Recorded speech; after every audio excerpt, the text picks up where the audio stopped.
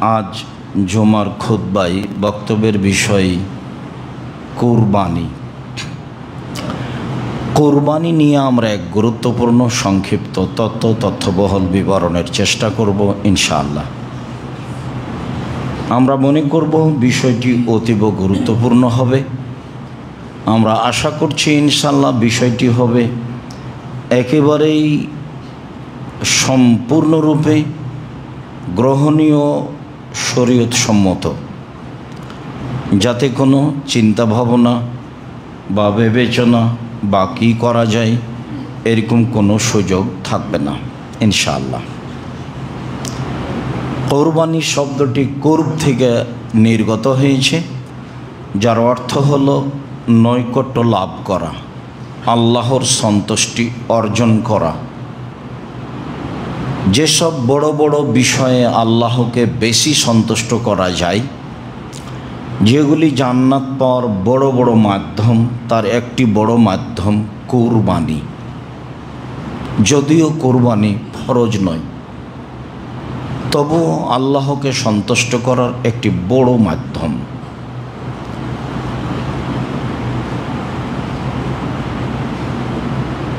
আজ থেকে নিয়ে প্রায় ৫,৫০০ বছর পূর্বে ইরাকের ব্যাবিলন শহরের উর নামক গ্রামে ইব্রাহিম আলাইহিস সালাম জন্মগ্রহণ করেছিলেন। তিনি যে কুরবানি করেছিলেন সে কুরবানি আমাদের কুরবানি। তবে কুরবানি প্রথা আদম আলাইহিস সালাম থেকেই চালু রয়েছে। এ ব্যাপারে আল্লাহ তাআলা বলেন, ওয়াতলু আলাইহিম নাবা ইবনাই আদম বিল হক। মুহাম্মদ সাল্লাল্লাহু আলাইহি সাল্লাম আপনি আদমের দুই ছেলের ঘটনাটি মানুষের সামনে পড়ে পরিবেশ করুন।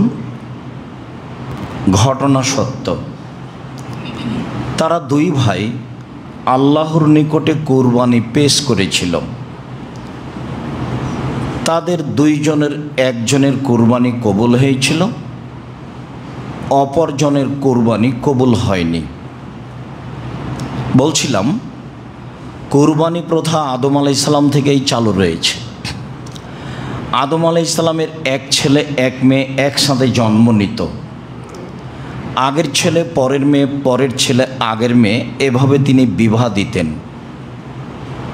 কাবিলের সাথে জন্ম নিয়েছিল ইগলিমা, আর হাবিলের সাথে জন্ম নিয়েছিল লিওয়াজা। ইকলিমা দেখতে বেশি সুন্দরী ছিল লিওয়াজার চেয়ে। সময় আসলে আদম আলাইহিস সালাম দুই ছেলেকে বিবাহের প্রস্তাব দিলেন। তাতে কাবিল প্রস্তাব প্রত্যাখ্যান করল। কাবিল বলল, আমার সাথে যে মেয়ে জন্ম নিয়েছে আমি তাকে বিবাহ করতে ইচ্ছুক। তখন আদম আলাইহিস সালাম পরিস্থিতি দেখে বললেন, আচ্ছা ঠিক আছে, তোমরা দুই ভাই কুরবানি পেশ করো, যার কুরবানি কবুল হবে সেই ইকলিমাকে বিবাহ করবে। পিতার পরামর্শ অনুযায়ী দুই ভাইয়ের জীবিকা নির্বাহের মাধ্যম ছিল দুই ধরনের। কাবিলের জীবিকা নির্বাহের মাধ্যম ছিল জমি চাষ মর্মে কাবিল কিছু গম কুরবানি হিসেবে পেশ করল, আর হাবিলের জীবিকা নির্বাহের মাধ্যম ছিল পশু প্রাণী পালন। তাতে তিনি একটি দুম্বা কুরবানি হিসেবে পেশ করলেন। তখন কুরবানি কবুলের পদ্ধতি ছিল আকাশ থেকে আগুন এসে জ্বলে যাবে, যার কুরবানি জ্বলে যাবে তারই কুরবানি কবুল হয়েছে বলে প্রমাণ হবে। অবশ্য বিষয়টি এখন থাকলে আমরা বুঝতে পারতাম কার টাকা হালাল আর কার টাকা হারাম। আল্লাহ তাআলা আমাদের প্রতি দয়া করে গোশত খাওয়ার অনুমতি দিয়েছেন। এর অর্থ এই নয় যে আমরা মুখে আল্লাহকে সন্তুষ্ট করার আশায় হারাম টাকা দিয়ে কুরবানি করব, তা আদৌ ঠিক নয়। বলছিলাম, সম্মানিত দিনী ভাই বোন, আকাশ থেকে আগুন এসে দুম্বা জ্বলে গেল, গমগুলি থেকে গেল। এতে কাবিলের ক্ষোভ বেড়ে গেল। কাবিল ভাবল, আমি সমাজে অপমান হয়ে গেলাম। হাবিল সমাজে সম্মানিত হলো। বিবাহ করতে পারেনি ইকলিমাকে, সেই জন্য কাবিল হাবিলকে হত্যা করেছে, বিষয়টি এমন নয়। বরং নিজের মান সম্মান ঢাকতে গিয়ে কাবিল একদা হাবিলকে বলল, দেখো আমি তোমাকে হত্যা করব। তখন হাবিল বলল, দেখো তুমি আমাকে হত্যা করো, তবে আমি তোমাকে হত্যা করব না। তুমি তোমার পাপ আর আমার পাপ নিয়ে বিচারের মাঠে উঠিও। রাসূল সাল্লাল্লাহু আলাইহি সাল্লাম বলেছেন, পরিস্থিতি খুব জটিল হয়ে গেলে সমাজে বাহিরে যায়ও না, বাড়িতেই থাকিও। তো সাহাবীগণ বললেন, পরিস্থিতি এত জটিল যে আমি বাড়িতে থাকলেও মানুষ আমাকে এসে মারবে, তখন কি করব? তখন আল্লাহ রসুল বললেন, আচ্ছা ঠিক আছে, তাহলে আদমের 2 ছেলের ভালোটার মতো হয়েও। কেউ যদি তোমাকে ঘরে মারতে আসে, তুমি বলিও, ঠিক আছে তুমি মারো, আমি তোমাকে মারব না, এই কথা তুমি বলিও। পৃথিবীর অবস্থা এমন একদিন আসবে, মানুষ আপনাকে বাড়িতে ধরে মারবে, পরিস্থিতি এত জটিল হবে। সময়ের গতিতে কাবিল হাবিলকে হত্যা করলো, লাশ পড়ে আছে। কাবিল কি করবে ভাবতে পারে না। ইতিমধ্যে 2টি কাক আসলো। আল্লাহ তাআলা বলেন, একটি কাক আর একটি কাকের সাথে লড়াই করে মেরে ফেলল। জীবিত কাকটি মরে যাওয়া কাককে একটা গর্ত খুঁড়ে মাটিতে পুঁতে দিল। কাবিল বুঝতে পারলো হাবিলকে কি করতে হবে। অপমান বোধ মনে করে কাবিল একটা গর্ত খুঁড়ে হাবিলকে মাটিতে পুঁতে দিল। আজও অমুসলিমকে মাটিতে পুঁতে দেওয়ারই বিধান রয়েছে। যখন আলী রাদিয়াল্লাহু তাআলা আনহু আল্লাহ নবীকে বললেন যে আপনার চাচা ইন্তেকাল করেছে, তা আল্লাহ নবী বললেন, যাও ওকে নিয়ে গিয়ে গর্ত খুঁড়ে মাটিতে পুঁতে দাও। আমি তো চেষ্টা চালিয়েছিলাম, আমি বলেছিলাম, চাচা আপনি লা ইলাহা ইল্লাল্লাহ বলেন, বাকিটুকু বিচারের মাঠে আমি দেখে নেব কি করা লাগে। তো সে তো আমার কথা মানেনি। মেনে নিলে তো এখন রাসূল সাল্লাল্লাহু আলাইহি ওয়াসাল্লামের পদ্ধতিতে গোসল হতো, জানাজা হতো, কাফন দাফন হতো। যেহেতু আমার কথা আমার চাচা মানেনি, কাজেই তুমি মাঠে নিয়ে গিয়ে গর্ত খুঁড়ে মাটিতে পুঁতে দাও। বুখারী মুসলিম। সম্মানিত দিনী ভাই বোন, তাই হলো, এই হলো ইতিহাস। আমাদের কুরবানি ইব্রাহিম আলাইহিস সালামের কুরবানি। ইব্রাহিম আলাইহিস সালাম তার স্ত্রী সারাকে সাথে নিয়ে এক এলাকা দিয়ে পার হচ্ছিলেন। সেই এলাকায় স্বামী স্ত্রী পার হতে পারে না। তার সাথে ছিল পৃথিবীর সবচেয়ে সুন্দরী নারী সারা। বুখারী মুসলিমের হাদিসে এসেছে, পৃথিবীতে সবচেয়ে সুন্দরী মহিলা ইব্রাহিম আলাইহিস সালামের স্ত্রী সারা। হয়তোবা পৃথিবীতে সবার চেয়ে সুন্দরী, আর না হয় সেই যুগে পৃথিবীতে যত নারী ছিল সবার চেয়ে সুন্দরী। ঐতিহাসিকগণ বলতে চেয়েছেন, ইউসুফ আলাইহিস সালাম মানুষ হিসাবে সবচেয়ে সুন্দর মানুষ ছিলেন, এই জন্য যে ইউসুফ আলাইহিস সালাম পেয়েছিলেন দাদির চেহারা, দাদির রূপ, যার কারণে মানুষ হিসাবে ইউসুফ আলাইহিস সালাম সবচেয়ে সুন্দর মানুষ ছিলেন। বলছিলাম, পরিস্থিতি বেকুতি দেখে ইব্রাহিম আলাইহিস সালাম বললেন, সারা তোমাকে যদি জিজ্ঞাসা করে এইটা কে, তাহলে তুমি বলিও এটা আমার ভাই। আমি কিন্তু তাদেরকে বলেছি তুমি আমার বোন। তুমি যদি এখন বলো এটা আমার স্বামী, তাহলে আমি একজন মিথ্যুক মানুষ প্রমাণ হয়ে যাব, যা আমি চাই না। তবে সারা মনে রেখো, মাটির উপরে 2 জন মুসলমান, আমি আর তুমি, এই হিসাবে আমরা 2 জন ভাই বোনও বটে। বহু চেষ্টা করার পরেও রক্ষা হলো না। স্বৈরাচারী শাসকের পক্ষ থেকে সারাকে ডেকে পাঠানো হলো। ইব্রাহিম আলাইহিস সালাম বললেন, ঠিক আছে যাও। এ বলে তিনি নিজে সালাত শুরু করলেন। সারা স্বৈরাচারী শাসকের ঘরে ঢুকলেন। ঢুকতেই স্বৈরাচারী শাসক দাঁড়িয়ে হাত বাড়ালো তার গায়ে হাত দেওয়ার জন্য। সারা বললেন, থামেন, আগে ওযু হবে, 2 রাকাত সালাত হবে, তারপরে কোনো কথা। তিনি অজু করলেন, 2 রাকাত সালাত আদায় করলেন। তারপরে আল্লাহকে বললেন, আল্লাহুম্মা, হে আল্লাহ, ইন কুনতু আমানতু বিকা ওয়া বিরাসূলিকা, আমি যদি তোমাকে আল্লাহ বলে মেনে নিয়ে থাকি আর তোমার নবী ইব্রাহিমকে বলি না আমি স্বামী, আমি বলছি তিনি নবী, আমি যদি তাকে নবী বলে মেনে নিয়ে থাকি আর আমার জীবনে যদি আমার লজ্জার স্থান আমার স্বামী ছাড়া কাউকে ব্যবহার করতে না দিয়ে থাকি, এই কথা 3টে যদি সত্য হয়, ফালা তুসাল্লে তালায়াল কাফেরা, তাহলে নির্জনে এই স্বৈরাচারী শাসক যেন আমার গায়ে হাত লাগাতে না পারে। যা বললেন তাই হলো, দেরি হলো না। অজ্ঞান হয়ে স্বৈরাচারী শাসক মাটিতে পড়ে গেল, পা ছড়াতে লাগলো, মারা যাবে। সারা দেখলেন বেগতি, মারা গেলে আমরা স্বামী স্ত্রী মানুষ হত্যা করেছি বলে আটকা পড়ব। তখন তিনি বললেন, আল্লাহ, একে বিপদ থেকে বাঁচাও, আমাদেরকেও বাঁচাও। স্বৈরাচারী শাসক ভালো হয়ে গেল, আবারও অন্যায়ের জন্য হাত বাড়ালো। সারা আবারও বললেন পূর্বের কথা, ঘটনা তাই হলো। বারবার যখন 3 বার হয়ে গেল, তখন স্বৈরাচারী শাসক বলল, এই কে আছো? তোমরা তো একে আমার কাছে পাঠিয়েছে, তো মানুষ নয়, এ তো শয়তান, তোমরা একে নিয়ে যাও। আর ইব্রাহিমকে, হাজেরা নামে মেয়েটিকে দাসী হিসেবে, কাজের মানুষ হিসেবে উপঢৌকন দান করে দাও, উপঢৌকন দিয়ে দাও। বলল খারাপ, ফলাফল ভালো। তো সম্মানিত দিনী ভাই বোন, ইনি সারা। এমন কোনো পৃথিবীতে দিনী বোন আছেন যে বিপদে পড়লে এভাবে বলতে পারবেন? দেখেছেন কেমন সাহস, ইমানের কত গতি। বলছেন, আমি যদি তোমাকে বিশ্বাস করে থাকি, আমি যদি ইব্রাহিমকে নবী বলে মেনে নিয়ে থাকি, আমার জিন্দেগিতে আমার লজ্জার স্থান আমার স্বামী ছাড়া কাউকে ব্যবহার করতে না দিয়ে থাকি, কথা ঠিক হলে এই নির্জনে এই লোকজন আমার গায়ে হাত লাগাতে না পারে। এটা তার জোরালো দাবি, বুখারী মুসলিমের হাদিস। হাতে হাতে অজ্ঞান হয়ে গেছে।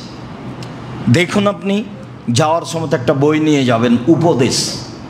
উপদেশ বই একটা আলোচনা আছে আল্লাহ ভরসা, বিবরণগুলি দেওয়া আছে কোরআন মাজিদ থেকে এবং বুখারী মুসলিম থেকে। জীবনে চেষ্টা করেছি মানুষের কাছে সঠিক ধর্ম পৌঁছানো, চেষ্টাতে ত্রুটি করেছি, তা আমার মনে বলে না। যদি ভুল হয়ে থাকে তাহলে চেষ্টাই ভুল হয়েছে, আর যদি ভুল না হয়ে থাকে তাহলে যা বলেছি, যা লিখেছি তা সত্য বলেছি, সত্য লিখেছি। কোনো স্বার্থ দিয়ে কোনো কাজ করিনি বলে আমার দৃঢ়তা। যাক, সারা হাজেরাকে সাথে নিয়ে স্বামীর কাছে চলে গেলেন। বললেন, স্বৈরাচারী শাসক সফল হতে পারেনি, তাকে আল্লাহ ব্যর্থ করেছে। সে একটা কাজের মেয়ে দাসী হিসেবে হাজেরাকে সাথে দিয়েছে। 3 জন মানুষ চললেন স্বদেশে, বসবাস করতে লাগলেন। এক পর্যায়ে হাজেরা সারাকে বললেন, হাজেরাকে বললেন, হাজেরা, আমাদের তো কোনো ছেলে মেয়ে নেই, তুমি তো দাসী হিসেবে আসো, তো তুমি আমার স্বামীর সাথে বিবাহ বন্ধনে আবদ্ধ হও, যদি আমাদের কোনো ছেলে মেয়ে হয় ভালো হবে। তো হাজেরা বললেন, দেখেন আপা, যা আছি ভালো আছি, বিবাহ হলে ভালোবাসায় ফাটাল ফাটবে, তখন আমরা টিকতে পারবো না, এমনিতেই থাকি। এরপরেও সারার বারবার বলার কারণে এক পর্যায়ে হাজেরার সাথে ইব্রাহিম আলাইহিস সালামের বিবাহ হয়ে গেল। এতে জন্ম নিল ইসমাইল আলাইহিস সালাম। পরিস্থিতি যা হওয়ার তাই হলো। 2 জনের মধ্যে, হাজেরা ও সারার মাঝে গণ্ডগোল দেখা দিল। পরিস্থিতি দেখে ইব্রাহিম আলাইহিস সালাম দুধের বাচ্চা ইসমাইল এবং স্ত্রী হাজেরাকে নিয়ে চললেন সৌদি আরব, কাবা ঘরের পানে। কিভাবে গেলেন লম্বা পথ, ইরাক ফিলিস্তিন থেকে আল্লাহই ভালো জানেন। ফাওয়াজাহুমা ইন্দা দাওহাতা ফওকা জামজামা আলাল মসজিদে। দুধের বাচ্চা ইসমাইলকে এবং স্ত্রী হাজেরাকে কাবা ঘরের পাশে জমজম কূপের উপর পাকুড় গাছের নিচে রেখে দিয়ে উল্টা মুখে চললেন, কিছু না বলে। পিছে পিছে স্ত্রী হাজেরা হাঁটতে লাগলেন আর বলতে লাগলেন, আয়না তাজহাব ইব্রাহিম, ইব্রাহিম কোথায় যাচ্ছেন? আয়না তাজহাব ইব্রাহিম, ইব্রাহিম কোথায় যাচ্ছেন? আয়না তাজহাব ইব্রাহিম, ইব্রাহিম কোথায় যাচ্ছেন? অর্থাৎ কোনা বেহাজলাদি আল্লাহ জেলে গেছে বিনলাশাই, এমন একটা উপত্যকায় ছেড়ে যাচ্ছেন যেখানে মানুষ তো নেই, নেই ঘাস পাতাও নেই। আপনি তো আমাকে কিছু বলবেন, কিছু বলবেন না আমাকে? না, ঘুরেও দেখছেন না, কিছু বলছেনও না। নিরুপায় হয়ে স্ত্রী বলছেন, আল্লাহ আমারা কাহা যা, আল্লাহ কি আপনাকে এইভাবেই চলে যেতে বলেছেন? যেখানে মানুষ নাই, যেখানে ঘাস পাতা নাই, সেখানে আপনি আমাকে ছেড়ে যান কিভাবে? এটা কেমনে হয়? আল্লাহ কি আপনাকে এভাবেই চলে যেতে বলেছেন? ইব্রাহিম আলাইহিস সালাম ওই দিকে মুখ করে বললেন, নাম, আমার কিছু করার নেই, তিনি এভাবেই চলে যেতে বলেছেন। নাম শব্দ ছাড়া, হ্যাঁ শব্দ ছাড়া ইব্রাহিম আলাইহিস সালাম কিছু বলেননি। একটু দূরে গিয়ে সানিয়া পাহাড়ে পৌঁছে কাবা ঘরের দিকে মুখ করে তিনি হাত তুলে দোয়া করে বলছেন, রব্বানা, হে আমার প্রতিপালক, ইন্নী আসকান্তু মিন যুরিয়াতি বিওয়াদিন গায়রি যি যারিন ইনদা বাইতিকাল মুহাররম, আমার পরিবারের কিছু অংশ রেখে দিলাম আমি তোমার কাবা ঘরের পাশে, অথচ কাবা ঘর নেই, কিছুই নাই সেখানে, জমজম কূপও নেই। বুখারী মুসলিমের হাদিসে এসেছে, তিনি রেখে দিলেন জমজম কূপের পাশে, কাবা ঘরের পাশে, জমজম কূপের উপর। তো এবার তিনি হাত তুলে দোয়া করছেন, প্রতিপালক, আমি আমার পরিবারের কিছু অংশ রেখে দিলাম তোমার কাবা ঘরের পাশে, যেখানে মানুষও নেই, যেখানে ঘাস পাতাও নেই। একটু আগে স্ত্রী যে ভাষা বললেন আরবি ভাষায়, সে ভাষা তিনি কোরআনের ভাষায় বললেন আরবি ভাষায়। তখন স্ত্রী বললেন, এদান, আচ্ছা ঠিক আছে, ফালা ইদাইয়ানাল্লাহ তাআলা, যেহেতু আল্লাহ আপনাকে চলে যেতে বলেছেন, কাজে আল্লাহ আমাকে ধ্বংস করবেন না। কি সাহসে তিনি থাকবেন আল্লাহ ভালো জানেন। এর নাম আল্লাহ ভরসা। কিভাবে থাকবেন, কি খাবেন, সন্ধ্যা হলে কি হবে, বাচ্চা কি খাবে, সেটা বলার কোনো ভাষা নেই। এইদিকে এখন রেখে দিলাম, তবে একটুক যে বাচ্চার পাশে এসে বাচ্চাকে বেগতি দেখে দৌড়িয়ে সাফা পাহাড়ে গেলেন পানির আশায়, ঘুরে আসলেন, মারোয়া পাহাড়ে গেলেন পানির আশায়, ঘুরে আসলেন, 7 বার ঘোরাঘুরি করলেন, কোনো পথ হলো না। নিজের বাচ্চার কাছে আসছে, দেখি কি হতে পারে। বাচ্চার কাছে পৌঁছাপাছি যখন একেবারে পাশে পৌঁছে গেছেন, তখন কে যেন বলছে, কি চান? মানে জিবরাইল বলছেন, আমি পানি চাই, আমার ছেলের অবস্থা এই। তো জিবরাইল আলাইহিস সালাম একটি পায়ের আঘাত করলেন, তখন জমজম পানি ফুটে বের হলো একবারে জোরে। হাজেরা পানি ঠেকানোর চেষ্টা করেছিলেন।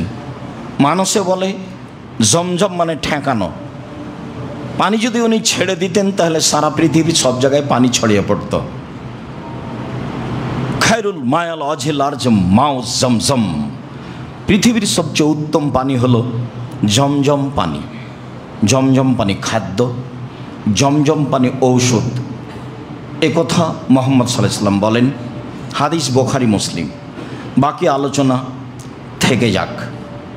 ইব্রাহিম আলাইহিস সালাম রেখে চলে গেলেন, অনেক দিন পরে আসলেন, আহাল পরিবার দেখে আসি। ইতিমধ্যে ছেলে বড় হয়ে গেছে, একটু দৌড়াতে পারে। ফালাম্মা বালাগা মা হুসায়, যখন বাচ্চা দৌড়াতে পারে, খুব সুন্দর চেহারা, ঢকঢক ঝকঝকে টকটকে ছেলে, 5-7 বছর বয়স হতে পারে। এসে বাচ্চাকে দেখে বলছেন, বোনাইয়া, ও আমার আদরের ছেলে, ইন্নি আরাফিল মানামে আন্নি আদবাহকা ফাংজুর মা যা তারা, বৎস, আব্বু আমি স্বপ্নে দেখছি তোমাকে কুরবানি করছি, তোমার মতামত কি?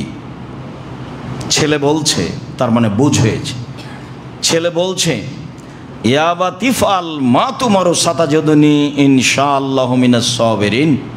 আব্বা, আপনি যা স্বপ্নে দেখেছেন তা বাস্তবায়ন করুন, আপনি আমাকে ধৈর্যশীল পাবেন। ছেলেরা হাত পা বাঁধা হলো, চোখে পটি লাগানো হলো, এগুলো সব অহেতুক মিথ্যা কথা, মিথ্যা তাফসীর। ছেলে তো বলছে যে আপনি আমাকে ধৈর্যশীল পাবেন, আবার ছুরির নিচে লোহা লাগিয়ে দেওয়া হয়েছে সেজন্য ছুরি কাটে না, এগুলো সব অহেতুক মিথ্যা ইতিহাস। আল্লাহ ছুরিকে বলে দিয়েছেন তুমি কাটবা না, তোমার কাটার ক্ষমতা বন্ধ।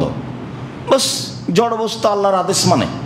কেন, কয়েকদিন আগেই তো ইব্রাহিম আলাইহিস সালামকে আগুনে ফেলা হয়েছিল, তখন আল্লাহ বললেন আগুন শীতল হয়ে যাও, তো বাস আগুন শীতল হয়ে গেল। আগুন আল্লাহর আদেশ মানে। আদম সন্তান বড় নিমুখ হারাম, সারাদিন অন্যায় করে, রাত 12টা 2টা 3টায় ঘুমায়, 9টা 10টায় উঠে, তো আদম সন্তান, এতে জড়বস্তু। জড়বস্তু আল্লাহর কথা মানে। তার অনেক ঘটনা আপনাদের জানা আছে। ওই যে একটা লোক বলল যে আমার ছেলেরা শোনো, আমি মারা গেলে আমাকে আগুন দিয়ে জ্বালিয়ে অর্ধেক চাই পানিতে ফেলে দিও, মাটিতে ফেলে দিও। ছেলেরা তাই করলো। তখন আল্লাহ বললেন এই ছাই পানির মাটির জমা হও, মানুষ হয়ে যাও। হলো।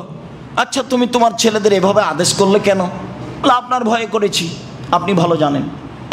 এই দেখেন পানি কথা শোনে, এই দেখেন মাটি কথা শোনে, ছাই জমা করে দিল তো। 99 জনে 100 জন লোককে হত্যা করে এখন দুনিয়া থেকে বিদায়। দেখুন জাহান্নামের ফেরেশতা জান্নাতের ফেরেশতা হইচই করছে, নিয়ে যাবে। তখন আল্লাহ বলছেন থামো থামো থামো, তোমার একটু মাপো তো। মাওলানা সাহেবকে জিজ্ঞাসা করার জন্য যে গ্রামে যাচ্ছিল, এখন লাশ যেখানে পড়ে আছে, তো গ্রাম দূরে আছে না যে পথ বেশি হেঁটে গেছে সেই পথ আগিয়ে গেছে, কোনটা? তো মেপে দেখা গেল যে পথ বেশি হয়ে গেছে হেঁটে যাওয়াটা, তো লাশ তো ওখানেই পড়ে আছে, কোথায় যাবে? আল্লাহ গ্রামকে বলেছেন গ্রাম আগিয়ে আসো। আর যে গ্রামে লাশ পড়েছে সে গ্রামকে আল্লাহ বলেছেন সরে যাও, গেছে। জড়বস্তু কথা শুনে ছুরিকে বলে দিয়েছে কাটবে না, বাস কাটে না, হয়ে গেছে। 90 বছরের বৃদ্ধ মানুষ, ফাসলামাতাল্লাহুল জাবিন, চুল দাড়ি পেকে গেছে, মিনা মাঠে ছেলেকে নিয়ে গেছেন, কেউ নাই দেখার, আল্লাহ দেখছেন, ফেরেশতা দেখছেন আকাশ থেকে। ছেলেকে উপর করে সইয়ে দিয়ে বারবার ছুরি চালাচ্ছেন, ছুরি কোনো কাজ করে না।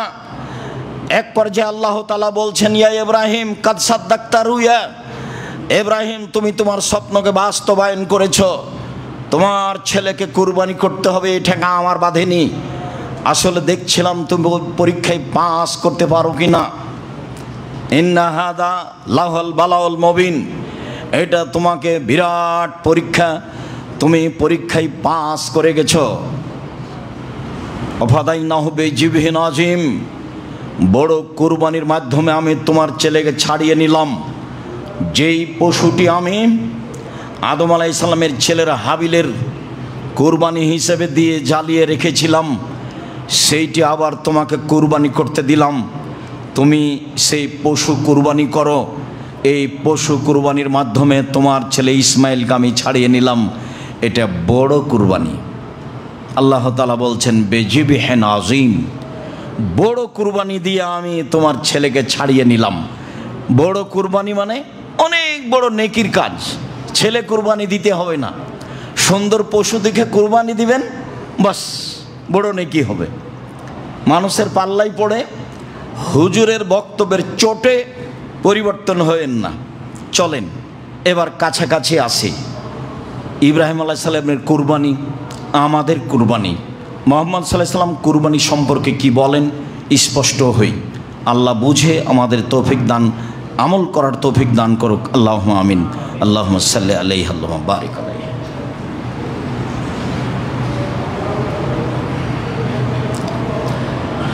আলহামদুলিল্লাহ ওয়াহদা ওয়াসসালাতু ওয়াসসালামু আলা মান লা নাবিয়্যা বা'দা। আবু হুরায়রা রাদিয়াল্লাহু তাআলা আনহু বলেন, রাসূল সাল্লাল্লাহু আলাইহি সাল্লাম বলেছেন, মান কানা লাহু সা ওয়া লাম ইজাহি ফালা ইয়াকরাবান্না মুসাল্লানা। যার অর্থ সম্পদ আছে কুরবানি করার, সে যদি কুরবানি না করে তাহলে সে যেন আমার ঈদের মাঠে না আসে, এই কথা মুহাম্মদ সাল্লাল্লাহু আলাইহি সাল্লাম বলেন। তাহলে কি কুরবানি ফরজ? জি না, কুরবানি ফরজ নয়। আল্লাহ রাসূলের একটু জোর দিলেন মানুষ যেন নেকি করে।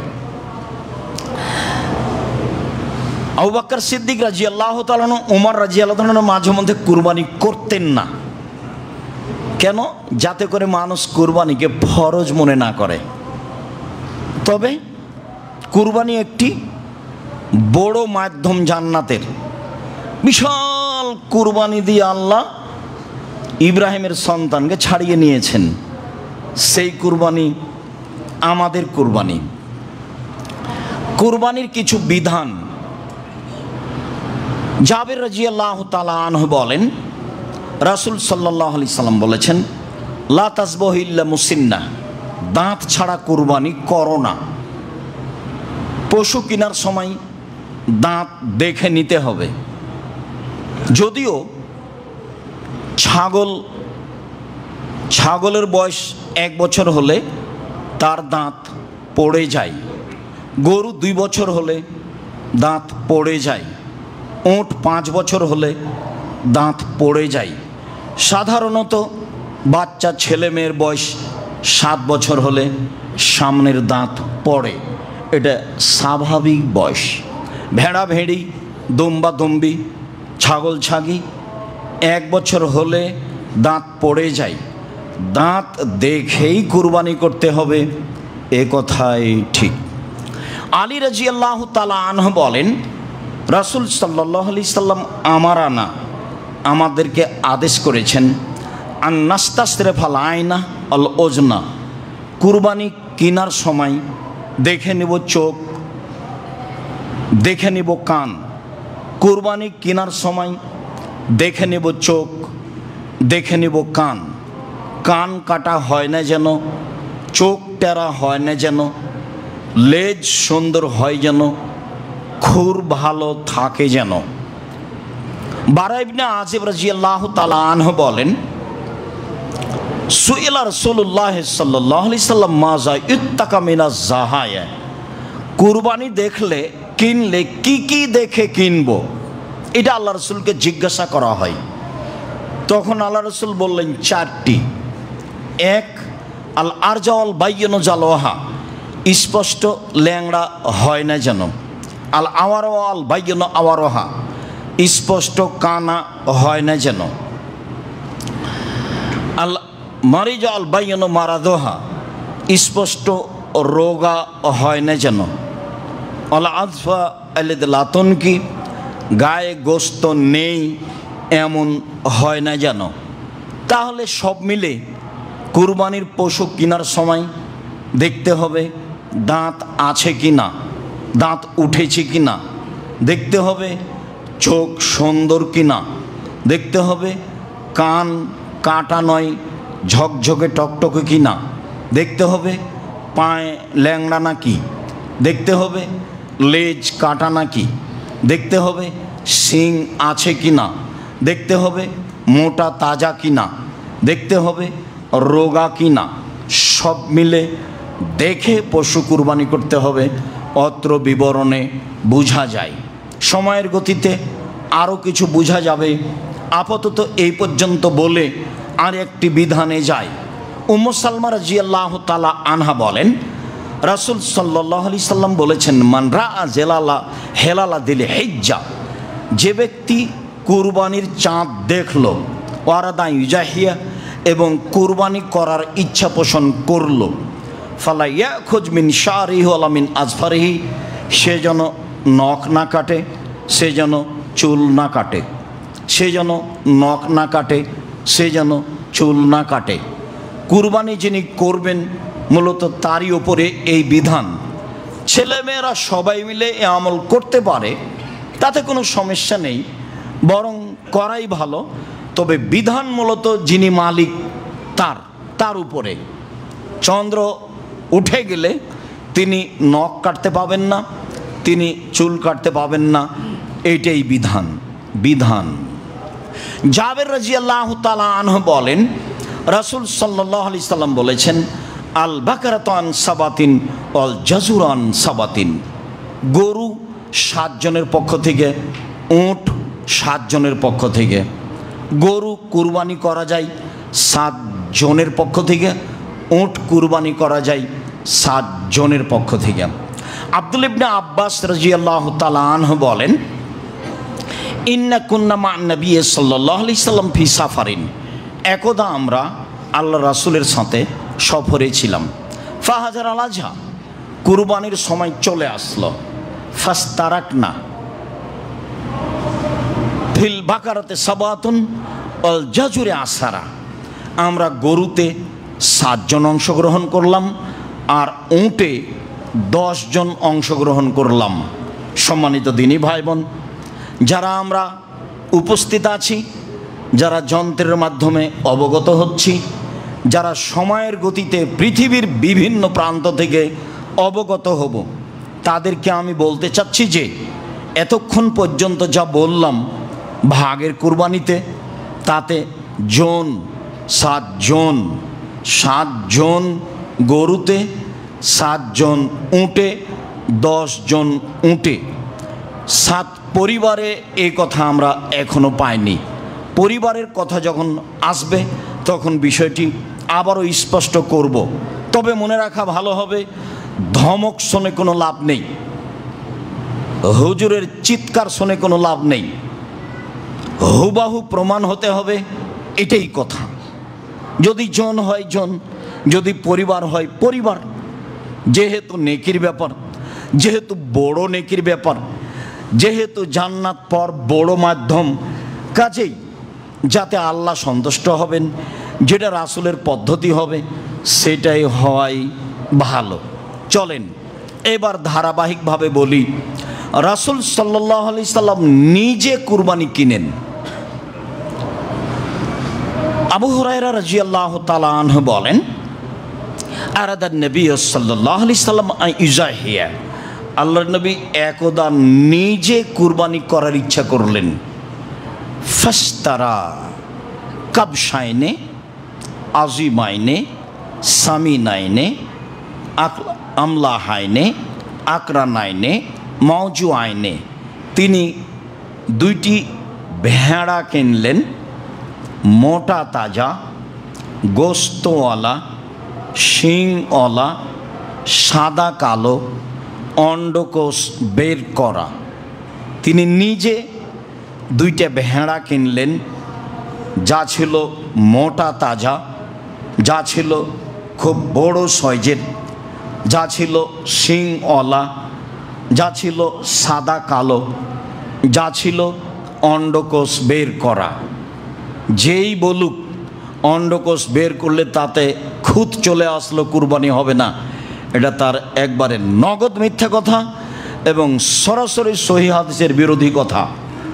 অন্ডকোষ বের করা ষাঁড় গরু খাসি কুরবানি করতে হবে, এটাই সুন্নাত, এটাই সুন্নাত, এটাই সুন্নাত। সম্মানিত দিনী ভাই বোন, তারপরে আনাস রাদিয়াল্লাহু তাআলা আনহু বলেন, জাহা রাসূলুল্লাহ সাল্লাল্লাহু আলাইহি সাল্লাম কাবশাইনে। একদা আল্লাহর নবী 2টি ভেড়া কুরবানি করলেন। আমলাহাইনে সাদা কালো, আকরানাইনে সিংওয়ালা। ফাযাবাহু বিয়াদিহি, তিনি নিজে হাতে জবে করলেন। তিনি বিসমিল্লাহ আল্লাহু আকবার বললেন। আনাস বলেন, রাআইতুহু, আমি নিজে দেখলাম। ফাওয়াজা কাদামাহু আলা সাবাইমা, তিনি তার চোয়ালের উপরে, মাথার দিকে চোয়ালের উপরে পা রেখে দিলেন। অন্য বর্ণনায় আসবে ফাজজাহু, ফেলে দিলেন, চোয়ালের উপরে পা রেখে দিলেন।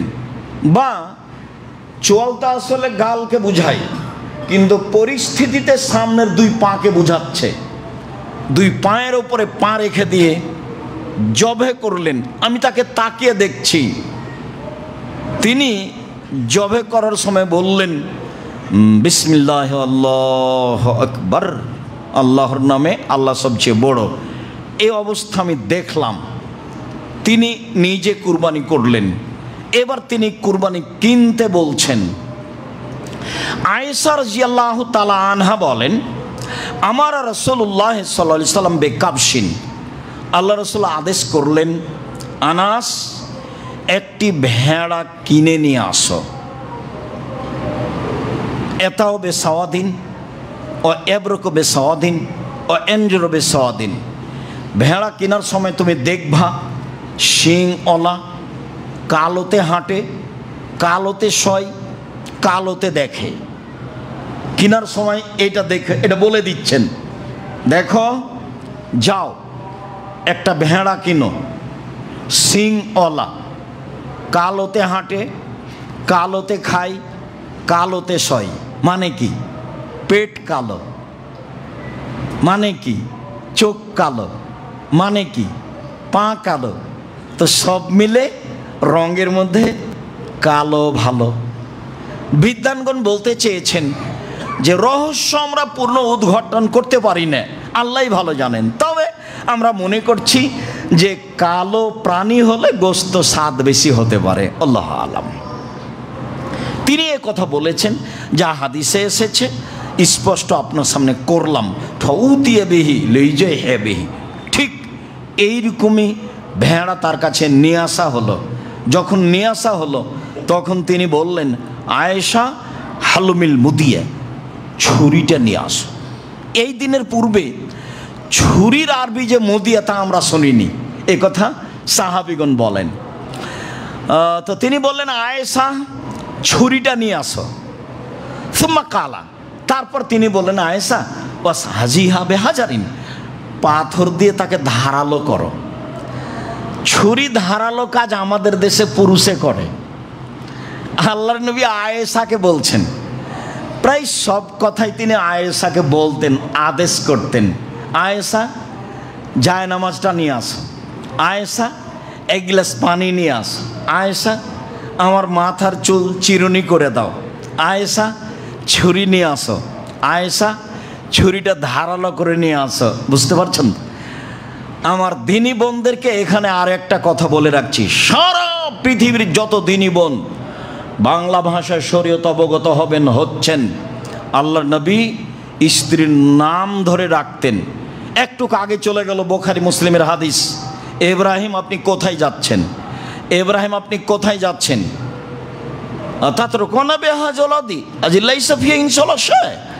আপনি এমন একটা উপত্যকা রেখে যাচ্ছেন যেখানে মানুষজন নেই, ঘাস পাতাও নেই, বারবার স্বামীর নাম ধরে ডাকছেন। তো ইব্রাহিম কি কোনো সাধারণ মানুষ? ইব্রাহিম আমার মত আর আপনার মতো দেশের প্রেসিডেন্ট, দেশের মন্ত্রী। ইব্রাহিম আলাইহিস সালামের কাছে আপনার 5 পয়সা দাম আছে? পৃথিবীর এত বড় মানুষকে তার স্ত্রী বলছেন ইব্রাহিম, মানে স্বামীর নাম ধরে ডাকাই ভালো। কেউ যদি বলে স্বামীর নাম ধরে ডাকলে বেয়াদবি, বেয়াদবি বলাই বেয়াদবি। মানুষের নাম ধরে ডাকতে হবে, এটাই সুন্নাত। দেশের কোনো কোনো জায়গাতে আছে, কোনো মহিলা যদি স্বামীর নাম ধরে ডাকে তাহলে তার স্বামী মারা যাবে, ও স্বামীকে খেয়ে নিলে, ও হলো কুলক্ষণী বউ। এগুলো প্রথা আছে। পরস্পরের নাম ধরে ডাকলে ভালোবাসা, ভ্রাতৃত্ব বাড়ে। দেখেন না, আপনি বারবার বলছেন আয়েশা ছুরিটা নিয়ে আসো, ছুরিটা ধারালো করে নিয়ে আসো। ফাফালাত, তাই করলেন। ফাঁকা যাহা, ভেড়াটা হাতে নিলেন। ওয়াখাজাল কাবসা, ছুরিটা হাতে নিলেন, ভেড়াকে হাতে নিলেন। আয়েশা বলছেন ফাজা যাহু, তিনি ফেলে দিলেন, দিয়ে বলছেন বিসমিল্লাহ আল্লাহুম্মা তাকাব্বাল মিন মুহাম্মদ ওয়া আলে মুহাম্মদ ওয়া উম্মতে মুহাম্মদ। আল্লাহ, তোমার নামে কুরবানি করছি, এটা তুমি কবুল করো মুহাম্মাদের পক্ষ থেকে, মুহাম্মাদের পরিবারের পক্ষ থেকে, মুহাম্মাদের উম্মতের পক্ষ থেকে। বিসমিল্লাহ আল্লাহুম্মা তাকাব্বাল মিন মুহাম্মদ ওয়া আলে মুহাম্মদ। আপনি এখন বলবেন বিসমিল্লাহ আল্লাহু আকবার। আমার পক্ষ থেকে, আমার পরিবারের পক্ষ থেকে দিয়ে জবে করা শুরু করবেন। বাকি আরবি আপনার বলার দরকার নাই। বিসমিল্লাহ আল্লাহু আকবার, আমার পক্ষ থেকে, আমার পরিবারের পক্ষ থেকে। এবার চলেন যাই, ধারাবাহিক কয়েকটা হাদিস পেশ করি যে আপনার পক্ষ থেকে আর আপনার পরিবারের পক্ষ থেকে একটি প্রাণী কুরবানি করতে হবে। প্রমাণে এই বুখারী মুসলিমের হাদিস 1, যেটা এখন বললাম। এইটা, এই যে বলছেন আল্লাহ তুমি এই কুরবানি কবুল করো আমার পক্ষ থেকে, মুহাম্মাদের পরিবারের পক্ষ থেকে আর মুহাম্মাদের উম্মতের পক্ষ থেকে। তাহলে তার পক্ষ থেকে আর তার পরিবারের পক্ষ থেকে একটি ভেড়া কুরবানি করলেন। হাদিস বুখারী মুসলিম 2। আয়েশা রাদিয়াল্লাহু তাআলা আনহা বলেন, ইন্না রাসূলুল্লাহ সাল্লাল্লাহু আলাইহি সাল্লাম আনহারা আন আলি মুহাম্মদ ফি হাজ্জাতিল ওয়াদায়ে বাকারাতান ওয়াহিদা। আল্লাহর নবী তার পরিবারের পক্ষ থেকে একটি গাভী গরু কোরবানি করেছিলেন বিদায় হজে। হাদিস বুখারী। আল্লাহর নবী তার স্ত্রীদের পক্ষ থেকে, তার পরিবারের পক্ষ থেকে একটি গাভী, একটি গরু কুরবানি করেছিলেন। হাদিস বুখারী। আব্দুল্লাহ ইবনে হিশাম বলেন, কানা নবী সাল্লাল্লাহু আলাইহি সাল্লাম ইজাহি বিসাত আন জামিয়া আহলিহি। আল্লাহর নবী একটি ভেড়া কুরবানি করেছিলেন তার পরিবারের সবার পক্ষ থেকে। একটি ভেড়া কুরবানি করেছিলেন তার পরিবারের সবার পক্ষ থেকে। মেখনাফ ইবনে হানিফ বলেন যে ইন্না কুন্না মান নবী সাল্লাল্লাহু আলাইহি সাল্লাম বেআরাফাতা ফি হাজ্জাতিল ওয়াদায়ে। আমরা রাসূলের পাশে ছিলাম বিদায় হজের দিন। আমরা রাসূলের পাশে ছিলাম বিদায় হজের দিন। তিনি বক্তব্যের এক পর্যায়ে বললেন, ইয়া আইয়ুহান নাস, হে পৃথিবীর মানুষ, মনে রেখো ইন্না আলা কুল্লি আহলি বাইতিন ফি কুল্লি আমিন উজিয়া। প্রত্যেক পরিবারের পক্ষ থেকে একটি কুরবানি হতে হবে। হে পৃথিবীর মানুষ, মনে রেখো কিয়ামত পর্যন্ত অন্তত একটি পরিবারের পক্ষ থেকে একটি প্রাণী কুরবানি হতে হবে। আতা ইবনে ইয়াসার রাদিয়াল্লাহু তাআলা আনহু বলেন, সাআলতু আবা আইয়ুব আল আনসারী, আমি আইয়ুব আনসারীকে জিজ্ঞাসা করলাম, আচ্ছা ভাইজান, কাইফা কানাতি যাহায়া ফি আহাদি রাসূলিল্লাহ সাল্লাল্লাহু আলাইহি সাল্লাম, রাসূলের যুগে কুরবানির প্রথাটা কেমন ছিল? রাসূলের যুগে সাহাবীগণ কিভাবে কুরবানি করতেন, এটা জিজ্ঞাসা। এখন আবু আইয়ুব আনসারী বিশিষ্ট সাহাবী, উনি বলছেন, কানা রাজুলু ইজাহি বিসাত, লোক মানুষ জবে করত একটি ছাগল, আনহু ওয়ান আহলে বাইতিহি, তার পক্ষ থেকে, তার পরিবারের পক্ষ থেকে। ফায়াকুলুনা ওয়া ইয়াতিমুনা, তারা খেত খাওয়াতো, খেত খাওয়াতো, খেত খাওয়াতো। এখন পর্যন্ত আপনার সামনে 4 থেকে 5টি হাদিস পেশ করলাম, সবই প্রমাণ করে ব্যক্তি ও তার পরিবারের পক্ষ থেকে একটি প্রাণী, ব্যক্তি ও তার পরিবারের পক্ষ থেকে একটি প্রাণী। হজের মৌসুমে তিনি কুরবানি করেছিলেন 100টি উট, 63টি নিজে হাতে করেছিলেন, বাকি আলীকে করতে বলেছিলেন।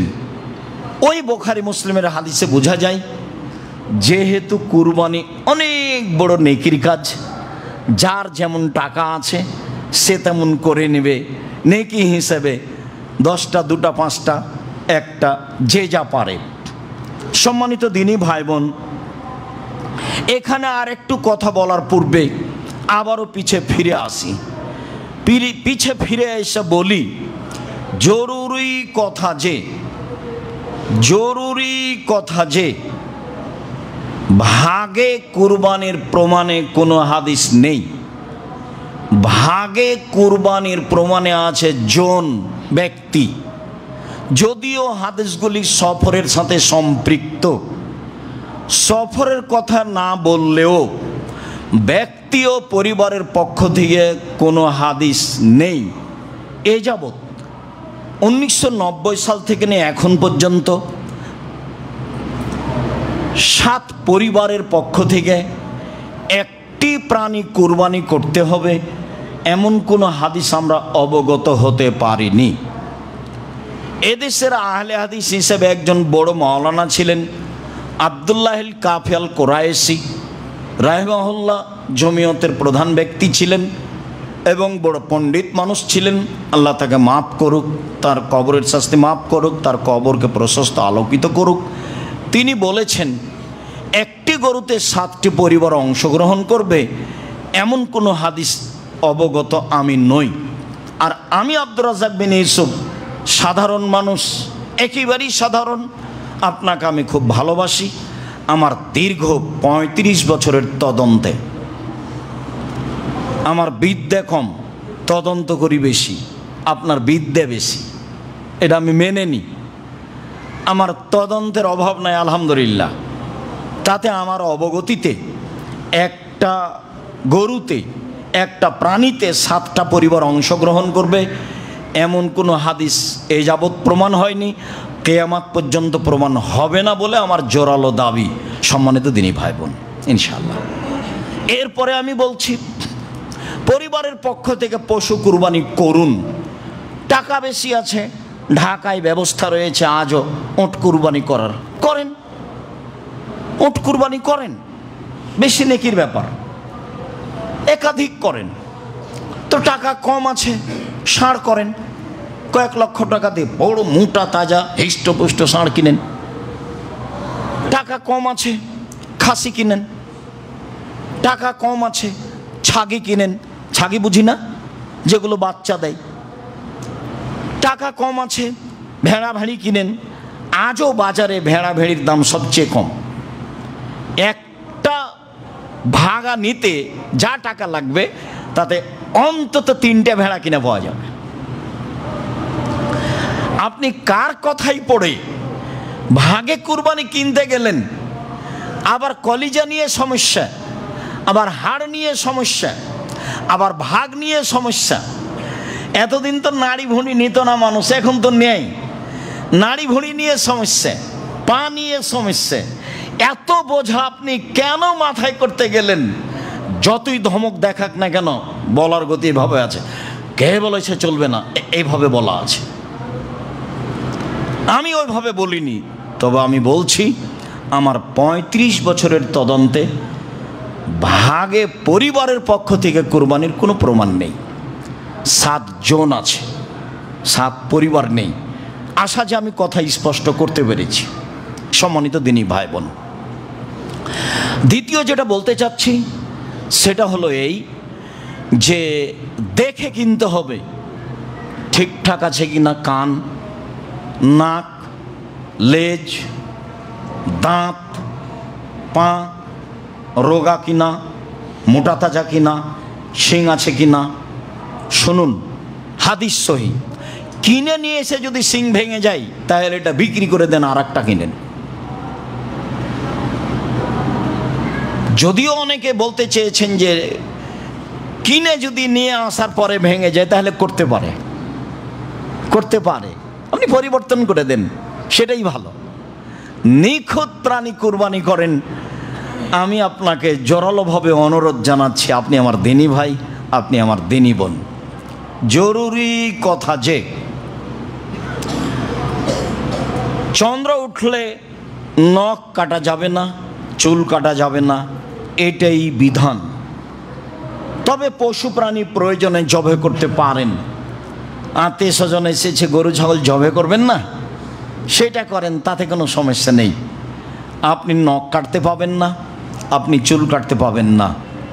জরুরি বিধান যে যেহেতু বড় নেকি, যার যত টাকা বেশি সে তত দামি পশু কিনবে, একাধিক কিনবে, এ কথাই ঠিক। সারা জীবন 3 ভাই 3 জায়গায় থাকলেন, ঢাকায় চাকরি করলেন, কুরবানির সময় এসে বলছেন চলো যাই আমরা 3 ভাই একটা গরু কিনি। আপনাদের অর্থ সম্পদও পৃথক, ব্যাংক অ্যাকাউন্টও পৃথক, আজকে কোন দুঃখে 3 ভাইয়ের টাকা দিয়ে একটা গরু কিনলেন? হ্যাঁ, আমার পরামর্শ শোনেন, 3 ভাইয়ের টাকা দিয়ে একটা গরু কিনেন, সেটা আপনার আব্বার নামে করেন, আর আপনারা 3 ভাই মিলে 3টা ছাগল কুরবানি করেন, তাহলে সবারই হলো। দেখেন তো পরামর্শটা ভালো হয় কিনা, এটাই হতে হবে। আপনি কম দামে কিনেন, দেখে সুন্দর বাজার একটা ছোট্ট ছাগল কিনেন, দাঁত হয়েছে বেশ সুন্দর ঝকঝকে, 10,000 12,000 15,000 কিনেন। ভুল পথে যাচ্ছেন কেন? সারা জীবন ভিন্ন থাকলেন, কুরবানিতে এক হয়ে গেলেন। আপনি বুঝলেন নিজের মতো, আল্লাহ বুঝে না। আপনি গোস্তের জন্য কুরবানি করতে চাচ্ছেন কেন? এই ক্ষেত্রে ফিরে আসতে হবে, ফিরে আসতেই হবে। আরও জরুরি কথা যে কুরবানির গোস্ত 3 ভাগ করতে হবে, এমন কথা আল্লাহর নবী বলেননি। 3 ভাগ করলে গুনাহ হবে এ কথা নয়। কুরবানির গোস্ত ফেরত নিলে, দান করার পরে ফেরত নিলে যেমন বমন করে আবার মুখ খেয়ে নেওয়া হয় তেমন এ কথা নয়। কুরবানির গোস্ত খুব দামি জিনিস, আপনি ফকির মিসকিনকে দিবেন আর নিজে খাবেন।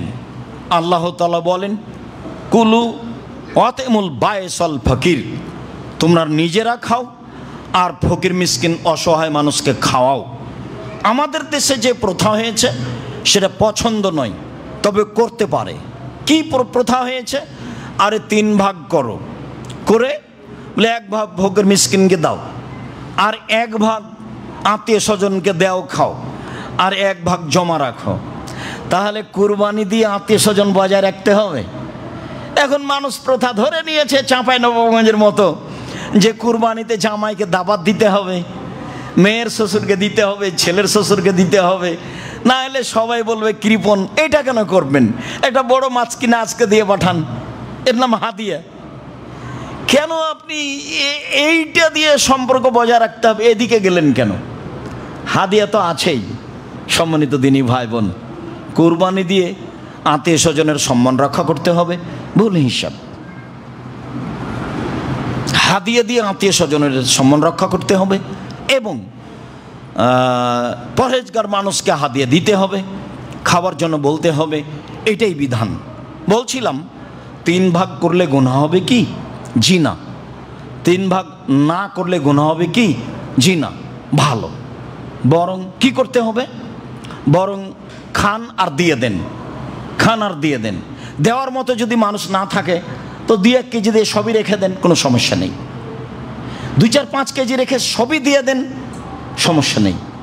বুখারী মুসলিমের হাদিসে এসেছে, আল্লাহ নবী আলীকে বললেন, আলী সব গোস্ত ফকির মিসকিনকে ভাগ করে দাও, ওর চামড়া ভাগ করে দাও, ওর গায়ের যে শীতের দিনে দেওয়ার যে একটা ঝুল, একটা কাপড় ছিল, একটা জিনিস ছিল গায়ে দেওয়া পশুটার, সেটা দিয়ে দাও ফকির মিসকিনকে। হাদিস বুখারী মুসলিম। আলী কসাইকে এখান থেকে গোস্ত দিবা না, কসাইকে টাকা দিয়ে কসাই ডেকে নিয়ে আসো। 2000 থেকে 10,000 লাগুক তাতে আসে যায় না। আজকে অন্তত গোস্ত দিয়ে তাকে খুশি করতে হবে না। হ্যাঁ, আপনি যদি মনে করেন যে আমার বাড়ির কসাই, পাশের কসাইও খুব নিঃস্ব মানুষ, সেটা ভিন্ন জিনিস। আপনি তাকে বলবেন না যে তুমি আমার সাথে কাজটা করে দিলে সেই জন্য এটা দিচ্ছি, এটা আপনি বলবেন না। বলবেন দেখো তুমি গরিব মানুষ, এই যে 2000 টাকা নেও, আর গোস্তটা আমি তোমাকে নিঃস্ব মানুষ হিসেবে দিলাম। কসাই কি দিতে আল্লাহ রাসূল নিষেধ করেছেন? নিষেধের পদ্ধতি বের করতে হবে, নিষেধেই থাকতে হবে। সম্মানিত দিনী ভাই বোন, আমি আপনাকে জিনিসটি বোঝানোর চেষ্টা করেছি। যদি কোথাও ভুল থেকে থাকে তাহলে আপনি সালাতের পরে বললে আপনার সামনে আমি স্পষ্ট করার চেষ্টা করব। বলি আল্লাহ তুমি আমাদেরকে বৈধ পয়সা দিয়ে কুরবানি করার তৌফিক দান করো, যাতে করে আমরা আল্লাহকে সন্তুষ্ট করতে পারি, তোমাকে সন্তুষ্ট করতে পারি। আল্লাহ তুমি ফিলিস্তিনের অবস্থা দেখতে পাচ্ছ, তুমি সর্বশক্তিমান, তুমি যা আজিজ পরাক্রমশালী, আমরা এটা বিশ্বাস করি। দিনকে যেমন দিন বলি, রাত বলি না, রাতকে যেমন রাত বলি, দিন বলি না, এইটা যেমন বিশ্বাস করি, তেমন তোমাকে বিশ্বাস করি তুমি সর্বশক্তিমান।